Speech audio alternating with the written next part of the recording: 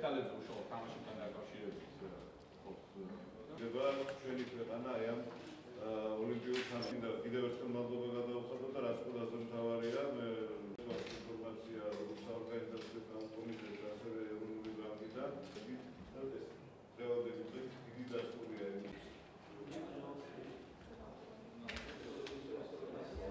ეს არის მომენტა საუბრობ მომენტა 10 ლარის ნომინალის ღირებულების შესრულებული ვერცხლის სინჯით, რომელიც ეძღვნება ახალგაზრდულ ოლიმპიურ თამაშებს, რომელიც რამდენიმე კვირაში გაიმართება თბილისში. მონეტის მიზანი არის ამ ღონისძიების ჩვენი ქალაქის, ჩვენი ქვეყნის პოპულარიზაცია.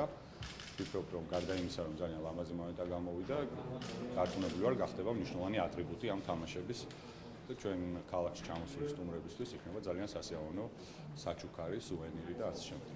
დღევანდელი დღე და თვითონ ის ფაქტი, რომ მოიჭრა ოლიმპიური მონეტა, კიდევ ერთი დასტურია იმის, პირველ რიგში თუ რა პასუხისმგებლობით ეკიდება საქართველოს მხარე აი ამ ოლიმპიურ თამაშებს და აქვს კიდევ მეორე დატვირთვა, ეს არის საკმაოდ წინ გადადგმული ნაბიჯი იმისთვის, რისთვისაც ჩვენ მივდივართ, რომ თბილისი უნდა იყოს თბილისი 2015 უნდა იყოს ერთ-ერთი საუკეთესო ოლიმპიური თამაში.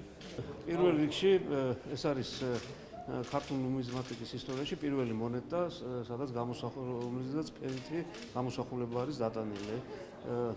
მეორე მხარეს გამოსახულია ევროპის რუკა, ვინაიდან ეს ევროპული თამაშები არის და საქართველოს იდენტიფიცირდება როგორც ევროპის ნაწილი და საქართველოს სახელმწიფო დროშა.